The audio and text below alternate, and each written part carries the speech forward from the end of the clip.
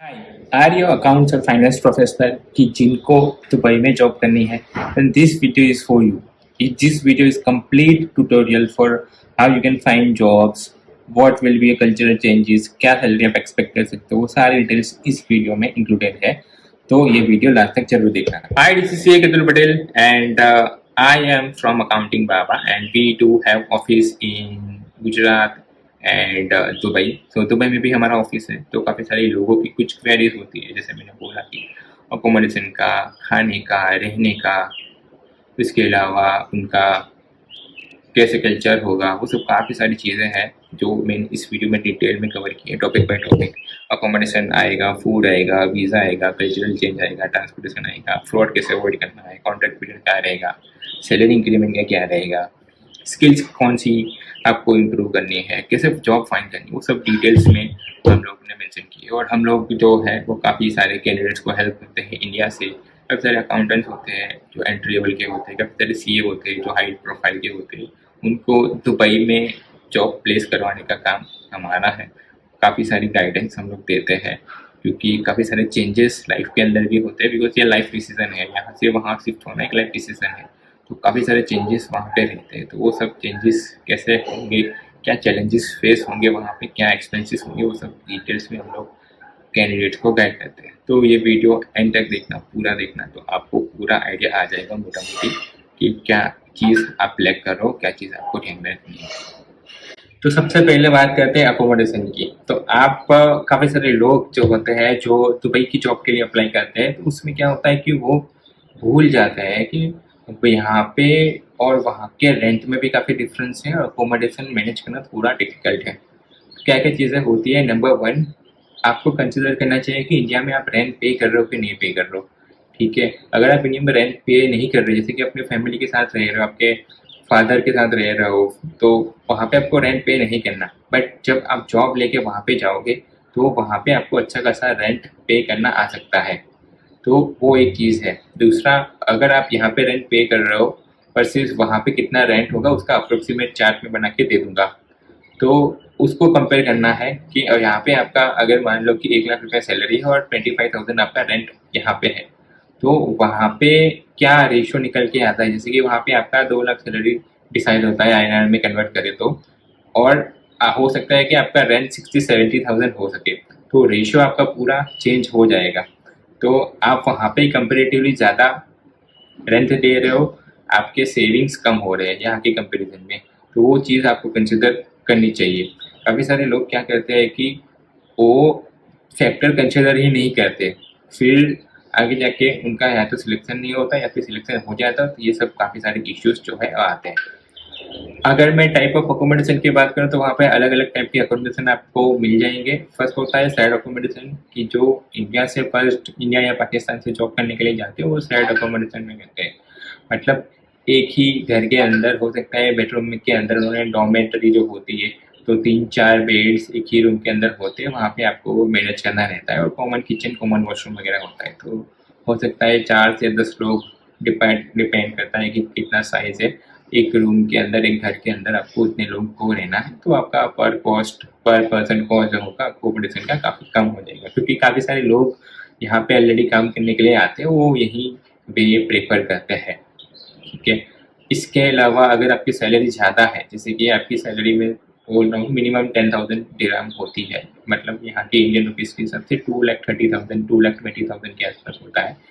अगर उतना सैलरी है तो आप सोच सकते हो कि आप खुद का 1 BHK 2 BHK डिपेंडिंग क्या आपकी कैपेसिटी है, क्या आपका सैलरी वहाँ पे मिल रहा है, क्या आपका सेटअप है, उसके हिसाब से आप वहाँ पे ले सकते हो।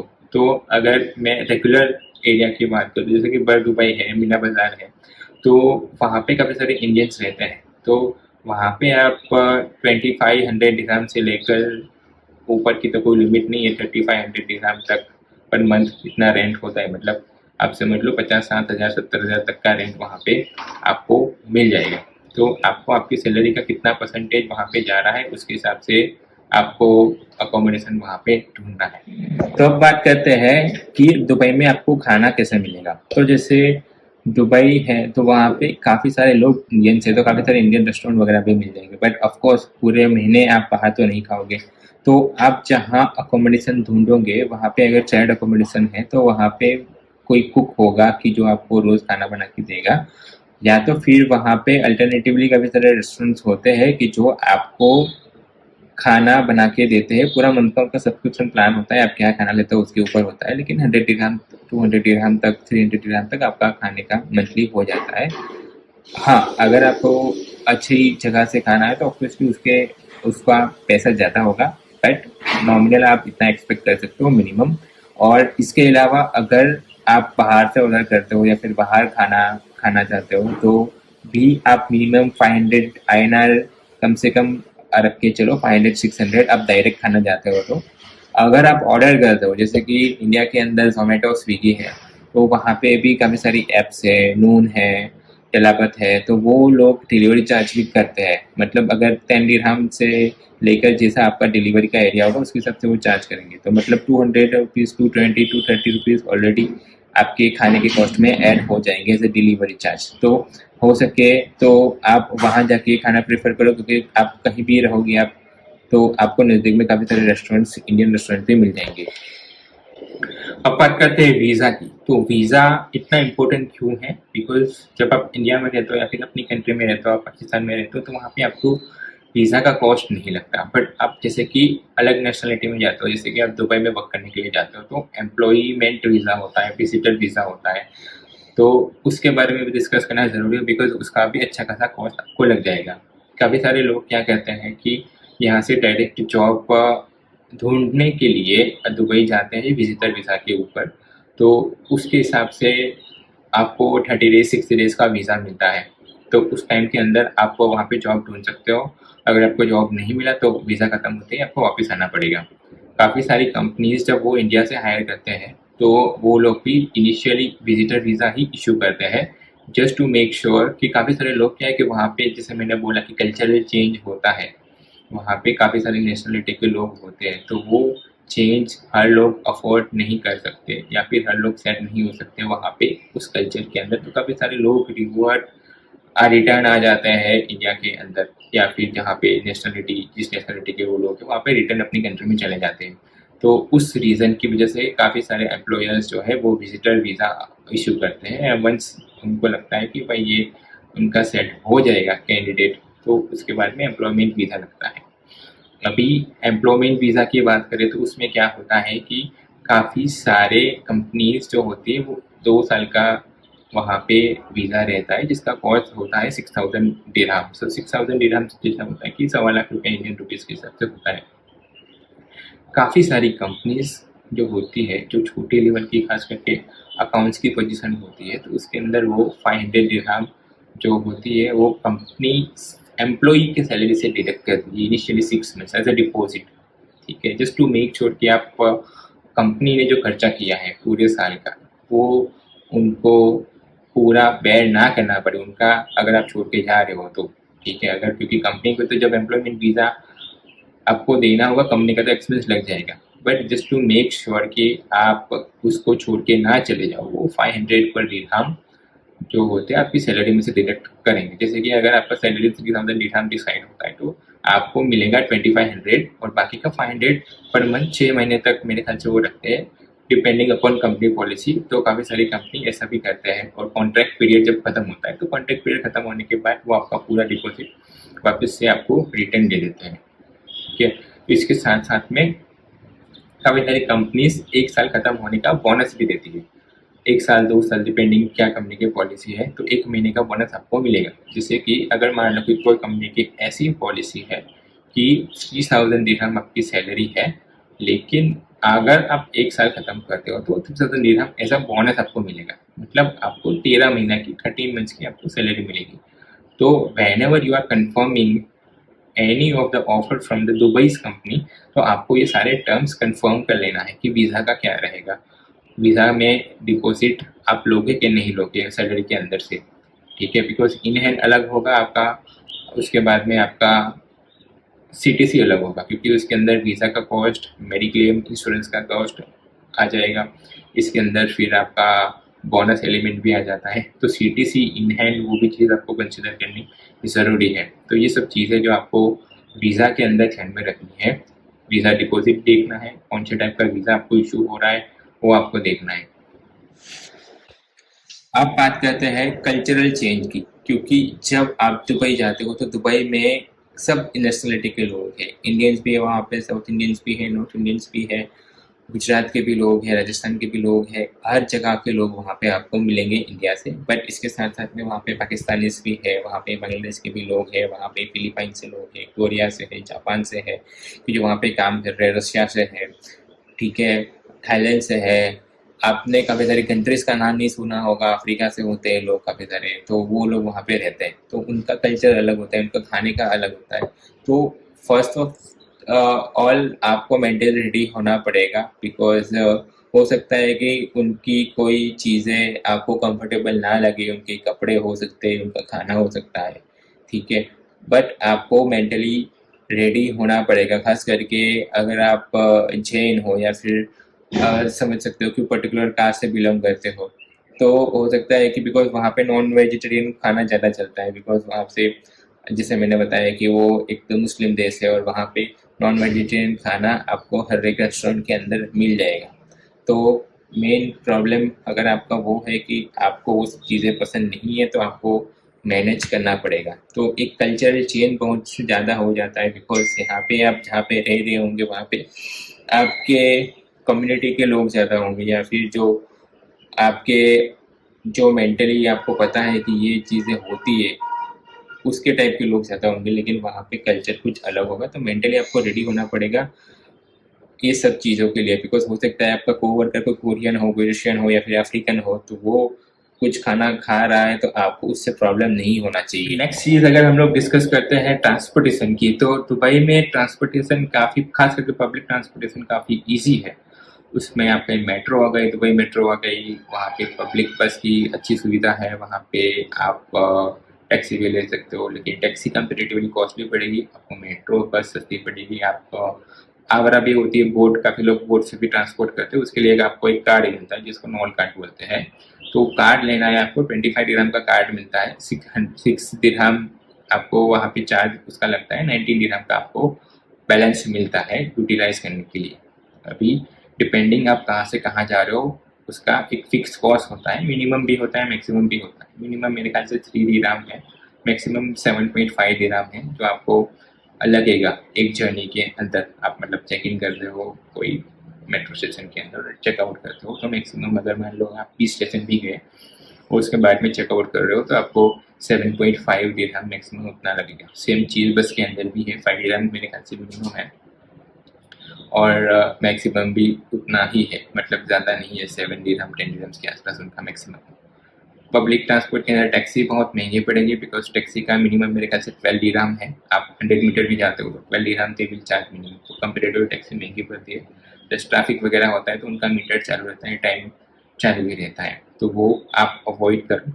सबसे ईजी वे है मेट्रो प्लस ई स्कूटर का कॉम्बिनेशन। अभी ई स्कूटर क्या होता है, मेरे ख्याल से आप कोई मिल गया मूवी देखा होगा, तो वहाँ पे वो जादू जो चलाता है, जो स्कूटर ये सब पकड़ के मतलब पाँव से आपको धक्का लगा के चलाना होता है, वही होता है, बट उसमें ई स्कूटर होता है, मतलब वहाँ पे बैटरी लगी होती है, यहाँ पे आपको एक्सीलेटर देना है हाथ से, तो एक्सीलेटर मतलब ये थंब से एक्सीलेटर आता है, थंब से एक्सीलेटर दोगे वो गाड़ी आगे जाएगा, स्कूटर जैसा होता है, और ब्रेक्स होते हैं, ईजी होता है, और वो फोल्डेबल होता है। काफ़ी लोग वहाँ पे मेट्रो के अंदर ई स्कूटर लेके ही आते हैं, बिकॉज काफ़ी बार क्या होता है कि आप जहाँ पे रहते हो वहाँ से लेकर मेट्रो तक का डिस्टेंस, आप जहाँ पे मेट्रो से उतरते हो वहाँ से आपके वर्क जो ऑफिस तक का डिस्टेंस होता है, वो काफ़ी बार होता है कि 10-15 मिनट्स 20 मिनट्स का वॉकिंग डिस्टेंस होता है। तो इस केस के अंदर टाइम बचाने के लिए काफ़ी लोग ई स्कूटर भी प्रेफर करते हैं। ई स्कूटर आपको वहाँ से ही लेना है, आपको मेरे ख्याल से 1500 से लेकर 2500 दिरहम तक, मतलब आप समझिए 30,000 से लेकर 50, 60,000, 70,000 जैसा स्कूटर ऐसा आपको मिल जाएगा। मिनिमम मेरे ख्याल से आपको 2000 के आसपास अगर रिसेंट स्कूटर चाहिए तो 2000 का स्कूटर आपको वहाँ पे लेना है, जहाँ से आपका टाइम काफ़ी सारा बचने वाला है। तो ये सब पब्लिक ट्रांसपोर्ट है। आपको वहाँ पे सेल करके ऐप है, उसका डिस्क्रिप्शन में मैं लिंक भी डाल दूँगा, और वहाँ पे आप पूरा जर्नी का प्लान कर सकते हो, मतलब कहाँ से कहाँ जाना है। अगर इनिशियली आपको जगह ढूंढने में डिफ़िकल्टी हो रही है तो गूगल मैप पे भी आपको वो दिखा देगा कि कौन से कहाँ से ट्रेन पकड़नी है, कितने बजे ट्रेन होगी, कौन सी बस पकड़नी है, वो सब चीज़ें आपको गूगल मैप में भी मिल जाएगी। और उनकी भी एक सेल हेल्प करके ऐप है, वहाँ से भी आपको सभी डिटेल्स, आपको वॉकिंग में जाना है, आपको बस से जाना है, आपको ट्रेन से जाना हो, आगरा से जाना हो, बोट से जाना हो, मतलब तो वो सब सारी डिटेल्स वहाँ पे आपको ऐप के थ्रू मिल जाएगी। अब बात करते हैं फ्रॉड के बारे में। तो काफ़ी सारे लोग, काफ़ी सारी कंपनीज, काफ़ी सारी एजेंसीज ऐसा भी करती है कि जो कैंडिडेट से चार्ज करती है। सो आई विल सजेस्ट कि आप पैसे दे के वहाँ पे ना जाओ, आप ऑनलाइन सर्च करो। कहाँ पे सर्च करना है, कैसे सर्च करना है, वीडियो में आपको मिलेगा कैसे जॉब सर्च करना है। But do not fall into trap of such agencies की जो 1 महीने का सैलरी, 1.5 महीने का सैलरी लेते हैं। बिकॉज काफ़ी सारे इंस्टेंसेस ऐसे हुए हैं कि वहाँ पे जाके मोस्टली वो ब्लू कलर जॉब में होता है कि वो पासपोर्ट आपका रख लेते हैं, तो वहाँ पे फिर मैनेज करना चीज़ें बहुत डिफिकल्ट हो जाता है। तो आप जब भी जाओ, आपको कुछ चीज़ें, मतलब यहाँ से अगर जॉब कंफर्म करके जा रहे हो तो भी आपको क्या करना है, कंपनी की वेबसाइट चेक करनी है, कंपनी की लिंक्डइन प्रोफाइल चेक करनी है। इसके अलावा कंपनी के सोशल मीडिया हैंडल्स चेक कर सकते हो। अगर कोई एजेंसी के थ्रू जा रहे हो तो उनके भी सोशल मीडिया हैंडल्स चेक करो, उनके भी, जैसे कि अकाउंटिंग बाबा के थ्रू जाते हो तो अकाउंटिंग बाबा का वेबसाइट आप चेक कर सकते हो, उनकी सोशल मीडिया हैंडल चेक कर सकते हो। जो हम लोग चलाते हैं तो हमारी प्रोफाइल आप लिंक्डइन के ऊपर चेक कर सकते हो, हमारी ईमेल आईडी चेक कर सकते हो। ओके, तो वो सब चीज़ें आपको पहले से चेक करना चाहिए, rather than just for getting a job if you are paying someone. तो this is not the right way, because हो सकता है कि वहाँ पे जाके आपको पूरा सपोर्ट ना मिले। ठीक है, वहाँ पे जाके, बिकॉज यहाँ पे इंडिया में आपको मिल जाता है हर कोई हेल्प करने के लिए, लेकिन वहाँ पे आपको हेल्प करने के लिए कम लोग मिलेंगे, या फिर नहीं मिलेंगे, या फिर उतने नहीं मिलेंगे जहाँ पे वो जो हेल्प यहाँ पे आपको मिल सकती है वो हेल्प आपको वहाँ पे नहीं मिलेगी। तो ये सब चीज़ें वेरीफाई करके जाना है आपको जब आप यहाँ से वर्क करने के लिए दुबई जाते हो। दूसरा, दुबई के अंदर एक कॉमन टर्म रहता है कि कॉन्ट्रैक्ट पीरियड वहाँ पे रहता है। जैसे मैंने बोला कि 1 साल का, 2 साल का कॉन्ट्रैक्ट पीरियड रहता है। तो जब आप कोई ऑफर कंसिडर कर रहे हो वहाँ की कंपनी के एंड से, तो वो टर्म भी आपको खास कंसिडर करना चाहिए। बिकॉज हो सकता है कि आप वहाँ पे 1 साल का कॉन्ट्रैक्ट पीरियड हो या फिर 2 साल का कॉन्ट्रैक्ट पीरियड हो, उससे पहले आप छोड़ नहीं सकते, वरना वो लोग आपकी वीज़ा के अच्छे खासे जो पैसे उन्होंने कंपनीज ने भरे होते हैं वो आपसे वो चार्ज करेंगे, या फिर आपकी सैलरी होल्ड पे चली जाएगी। और उसके सामने आपका एक्सपेंस जो होगा वो चालू चालू रहेगी, जैसे कि रेंट का एक्सपेंस होगा, आपके खाने का एक्सपेंस होगा, तो वो एक्सपेंस तो आपको देना ही देना है ना। तो वो सब चीज़ें आपको सोच समझ के करना है कि कॉन्ट्रैक्ट पीरियड कितना है, आप एक कंपनी में कितने टाइम तक मिनिमम काम कर सकते हो, वो सब चीज़ें कंसिडर करनी है। बिकॉज अगर वो कंपनी ने मना कर दिया या फिर आप अगर छोड़ के जा रहे हो, उस केस के अंदर काफ़ी सारे मतलब कॉन्सिक्वेंसेस होते हैं कि जो आपको ध्यान में रखने हैं। तो कॉन्ट्रैक्ट पीरियड इज मस्ट। आप कंपनी के डायरेक्टर के साथ भी डिस्कस कर सकते हो ये सब चीज़ें, या फिर अगर कोई आप एजेंसी के थ्रू जा रहे हो या फिर अकाउंटिंग में जैसे वेबसाइट के थ्रू जा रहे हो, तो वहाँ पे भी आपको सब डिटेल्स मेंशन रहती है कि कितने टाइम का पीरियड है, क्या टर्म्स है, वो सब चीज़ें आप पहले से स्टडी कर सकते हो। उसके बाद में काफ़ी कॉमन क्वेश्चन रहता है कि वहाँ पे इंक्रीमेंट कैसा होता है। तो इंक्रीमेंट अगेन डिपेंड करता है कि आप क्या फील्ड में काम कर रहे हो और आपके ऊपर कौन काम कर रहा है, उसका क्या पोजीशन है। काफ़ी सारे फैक्टर्स के ऊपर वो चीज़ डिपेंड करता है। बट इंक्रीमेंट वाली चीज़ वहाँ पे थोड़ी कम है, कंपेरेटिवली बहुत कम है इंडिया से। बिकॉज इंडिया में हर महीने मेरे हर साल अपने को मेरे ख्याल से 15-20% आप हाइक एक्सपेक्ट कर सकते हो, लेकिन वहाँ पे ऐसा नहीं है। काफ़ी सारे मेरे दोस्त, हम लोग वहाँ पे काम करते हैं तो हमको पता है कि काफ़ी सारे जो मेरे दोस्त हैं उनका 2-2.5 साल से वहीं सेम सैलरी है जिसके अंदर आपको मैनेज करना है। तो आपको वो चीज़ भी ध्यान में रखनी है कि 1 साल, 1.5 साल, 2 साल, जो भी 2 साल आप मैक्सिमम पकड़ के चलो, उस टाइम पे अगर आप ये पर्टिकुलर ऑफर एक्सेप्ट कर रहे हो तो क्या आप इसी सैलरी के अंदर 2 साल मैनेज कर पाओगे कि नहीं कर पाओगे। तो this is the one of the most important factor की जो आपको कंसिडर करना चाहिए। बिकॉज हो सकता है कि आपके रेंट के कुछ एग्रीमेंट के हिसाब से वो रेंट आपका 10-15% तक बढ़ने वाला हो, और उसके हिसाब से अगर आपका सैलरी नहीं बढ़ा तो आपके जो आपका बच रहा है, जो सेविंग्स हो रहा है, वो कंपेरेटिवली नेक्स्ट ईयर में कम हो जाएगा। तो उसके अकॉर्डिंगली आपको प्लान करना पड़ेगा। अब जो 2 पॉइंट डिस्कस करने वाले हैं वो पूरे वीडियो में सबसे इम्पोर्टेंट पॉइंट है, वो है स्किल्स। आपको कौन सी स्किल्स के ऊपर काम करना है, आपको जॉब कैसे ढूंढनी है वो। ठीक है, तो अपने चालू करते हैं स्किल्स पार्ट से। तो स्किल के अंदर यहाँ का अकाउंटिंग, वहाँ का अकाउंटिंग कंसेप्ट तो सेम होता है, लेकिन थोड़ा बहुत डिफरेंस रहता है। तो सॉफ्टवेयर की अगर बात करें तो टैली सॉफ्टवेयर, सबसे ज़्यादा चलता है, आप टैली सीख लो। इसके अलावा काफ़ी सारे और सॉफ्टवेयर भी है, ज़ोहो बुक्स है, ज़ीरो है, क्विक बुक्स है, तो ये सॉफ्टवेयर्स भी आप सीख सकते हो। आप ऑनलाइन सर्च करोगे सब चीज़ें आपको मिल जाएगी। तो कोई अगर डायरेक्ट जा रहा है जॉब ढूंढने के लिए इंडिया से, वर्सेस कोई ऐसा जा रहा है जिसको सॉफ्टवेयर का आइडिया है या फिर खास करके टेली का आइडिया है, एक्सेल का आइडिया है, तो आपको प्रेफरेंस 100% मिलेगा। इसके अलावा मैं कुछ टॉपिक्स आपको देता हूँ। आप गूगल पे जाओ, आप यूट्यूब पे जाओ, काफ़ी सारे मटेरियल आपको मिल जाएगा, तो वो स्टडी करके जाओ, आपकी स्किल्स के ऊपर काम करके जाओ और फिर अप्लाई करो, आपके रिज्यूमे के अंदर वो चीज़ मेंशन करो, तो आपके चांसेस काफ़ी बढ़ जाएंगे। बिकॉज काफ़ी सारे कंपनीज का एटीएस होता है, एप्लीकेशन ट्रैकिंग सिस्टम, तो वहाँ पे वो लोग कीवर्ड ट्रैक करते हैं। तो अगर आपके रिज्यूमे के अंदर वो कीवर्ड है तो काफ़ी सारा आपका बेनिफिट हो जाएगा। मैं आपको कीवर्ड बता देता हूँ। Accounts payable, accounts receivable, wait, यहाँ पे जैसे जीएसटी होता है वहाँ पे वेट होता है, तो वो वेट रिटर्न फाइलिंग, फिर टेली जैसे मैंने बोला, माइक्रोसॉफ्ट एक्सेल। उसके बाद में एक कॉमन टर्म्स है अकाउंट्स के लिए, preparation of financial statement, IFRS, वो सब चीज़ें आपको सीखनी है। कॉर्पोरेट टैक्सेशन आ रहा है तो कॉर्पोरेट टैक्सेशन के बारे में बेसिक आइडिया ले सकते हो। जैसे जैसे आप आपकी स्किल्स के ऊपर ध्यान दोगे तो उसके हिसाब से आपका प्रेफरेंस भी बढ़ेगा दूसरे कैंडिडेट्स के कंपेरिजन में, और वहाँ पे जाके भी आपको ये सब चीज़ों पे फोकस करना है। वरना जैसे मैंने बोला कि सैलरी इंक्रीमेंट तभी आपको मिलेगा जब आपकी स्किल्स भी अपग्रेड होगी। अगर आपकी स्किल्स की अपग्रेड नहीं होती है तो हो सकता है कि आपको 2 साल तक एक ही सैलरी मिले। ठीक है, तो ये सब कीवर्ड जो मैंने आपको बताई वो कीवर्ड के ऊपर आपको काम करना है। आप लिंक्डइन के ऊपर भी इसके रिलेटेड मटेरियल ढूंढ सकते हो, आप गूगल में भी सर्च कर सकते हो, आपको यूट्यूब पर भी मिल जाएगा काफ़ी सारी चीज़ें। ओके, तो ये सब चीज़ें आपको सीखनी है, ये कॉमन टर्म्स है ऑफकोर्स। इसके अलावा अगर आप सीए हो तो आपको अकाउंट्स में जाना हो तो वो भी जा सकते हो। आप सीए, आप यहाँ पे कोई पर्टिकुलर फील्ड में काम कर रहे हो, जैसे कि ऑडिट में काम कर रहे हो, इंटरनल ऑडिट में काम कर रहे हो, स्टेट ऑडिट में काम कर रहे हो, तो उसके हिसाब से भी काफ़ी प्रोफाइल होती है। पर्टिकुलर प्रोफाइल की खास रिक्वायरमेंट रहती है। जैसे कि रिसेंटली हमने एक पर्सन को हायर करवाया जिसको सिर्फ इनडायरेक्ट टैक्स का एक्सपीरियंस था, तो वहाँ पे स्पेसिफिक रिक्वायरमेंट ज़्यादा होती है। मतलब यहाँ पे अगर आप एज सीए भी जनरल काम कर रहे हो तो वहाँ पे ऐसे लोगों की कम प्रेफरेंस होती है, बट जो स्पेसिफिक प्रोफाइल होती है, इंडायरेक्ट टैक्स, ट्रांसफर प्राइसिंग, उसके बाद में इंटरनल ऑडिट, ठीक है, इंटरनेशनल टैक्सेशन, वो सब चीज़ें अगर स्पेसिफिक चीज़ें के अंदर ही आपका एक्सपीरियंस हो तो कंपेरेटिवली आपके चांस ज़्यादा हो जाते हैं वहाँ पे सिलेक्ट होने के। ओके, तो ये स्किल्स के ऊपर आप वर्क कर सकते हो।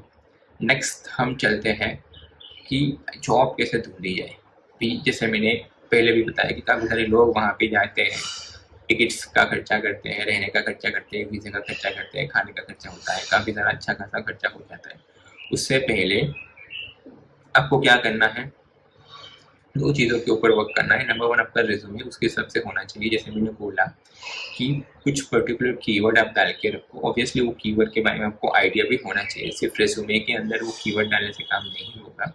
जैसे कि आप वीएटी बेट डाल रहे हो, जैसे कि आप अकाउंट्स पेबल डाल रहे हो, रिसीवेबल डाल रहे हो, अकाउंट्स की प्रोफाइल की मैं बात कर रहा हूँ, तो वो कीवर्ड स्पेसिफिक का आपका रिज्यूमे होना चाहिए, तो आपको ज़्यादा प्रेफरेंस मिलेगा। आपके एक्सपीरियंस के हिसाब से, आपके एक्सपीरियंस के अंदर वो चीज़ दिखनी चाहिए, आपके स्किल्स पोर्शन के अंदर वो चीज़ दिखनी चाहिए, तो वो आप अपडेट करो। दूसरी चीज़, आपके लिंक्डइन की प्रोफाइल अपग्रेड करो। वहाँ पे आप looking to network, looking for job, वो सब चीज़ें डाल सकते हो। इसके लिए तो हम लोग अलग से वीडियो बनाएंगे, बट ये लिंक्डइन की प्रोफाइल ऑप्टिमम करो। ठीक है, पर्टिकुलर कीवर्ड की लिंक्डइन के ऊपर ट्रैक कर सकते हो, उसके ऊपर अपने अलग वीडियो बनाएंगे, बट लिंक्डइन की प्रोफाइल अप टू डेट होनी चाहिए।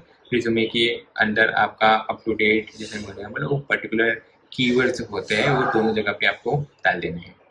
ठीक है, इसके बाद में जॉब सर्च करना है तो पहले तो आप लिस्ट बना लो कि कौन कौन से पोर्टल पे आपका आपका रिज्यूमे रजिस्टर करना है।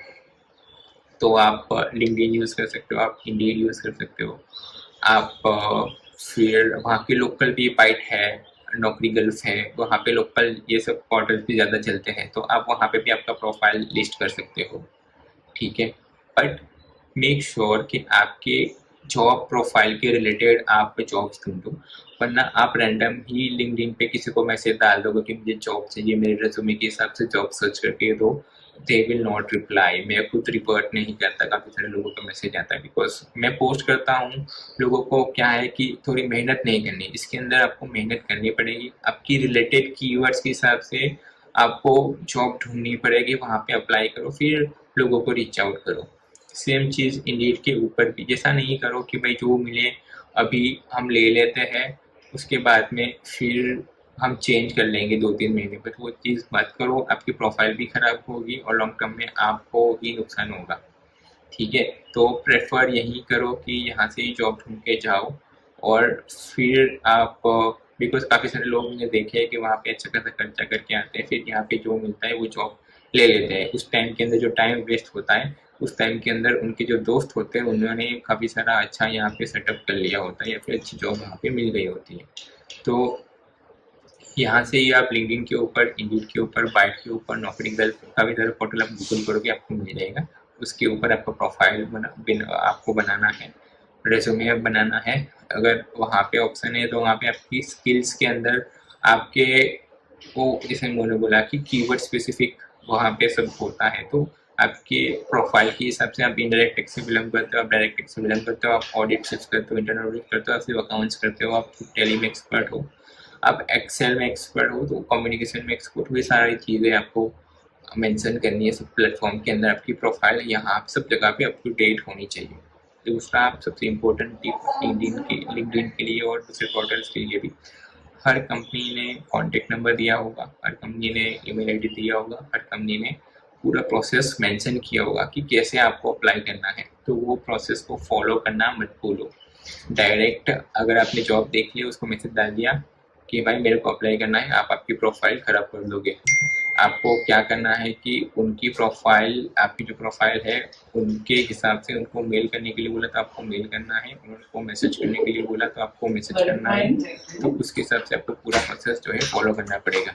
और एक अगर मैं बोनस टिप दूँ तो please work on your English. आप अकाउंट्स में एकदम अच्छे होंगे या फिर आपके काम में एकदम अच्छे होंगे, लेकिन आपकी इंग्लिश कम्युनिकेशन अच्छी नहीं होगी, तो आपका प्रेफरेंस दूसरे कैंडिडेट्स के हिसाब से कम हो जाएगा। बिकॉज हम काफ़ी सारे रिक्रूटर्स, यहाँ की दुबई की कंपनी है, हमारे क्लाइंट्स हैं, उनके साथ काम करते हैं, तो उनकी एक कॉमन रिक्वायरमेंट रहती है कि candidate should be a English speaking, उसको इंग्लिश आना ही चाहिए, हिंदी तो आएगा ही, इंग्लिश भी आना चाहिए। बिकॉज उनके जो क्लाइंट वहाँ पे होंगे, अगर उनके साथ बातचीत करनी है तो आपको इंग्लिश में बातचीत करनी पड़ेगी, तो इंग्लिश के ऊपर खास ध्यान रखिए। This is a bonus tip, must have skills for each and every person. Even आप एंट्री लेवल के अकाउंटेंट भी हो, जिसका मतलब 2000-3000 सैलरी है, मतलब इंडियन रुपीज़ के हिसाब से 50-60 सैलरी आपको मिलेगा, उसके अंदर भी आपको इंग्लिश आना कंपलसरी है। इसके अलावा आपको अच्छी जॉब नहीं मिलेगी, बिकॉज काफ़ी सारे नहीं, हर क्लाइंट की एक ही रिक्वायरमेंट होती है कि कैंडिडेट को इंग्लिश आना चाहिए, उसके बिना कम्पिटिटिव जॉब के चांस बहुत ही कम हो जाएंगे। तो आप अगेन वो भी, आप इंग्लिश स्पीकिंग के ऊपर, समझ तो सर आप लोगे, स्पीकिंग के ऊपर भी आपको फोकस करना पड़ेगा। So that was it from my and. If you have any suggestion, if you have question, तो आप कमेंट बॉक्स के अंदर डाल सकते हो, आप मुझे रीच आउट कर सकते हो लिंक्डइन के ऊपर, but do feel free to reach out to me. आप कमेंट बॉक्स के अंदर डाल दो, मैं आपको रिवर्ट कर दूंगा। Till then bye, thank you for watching.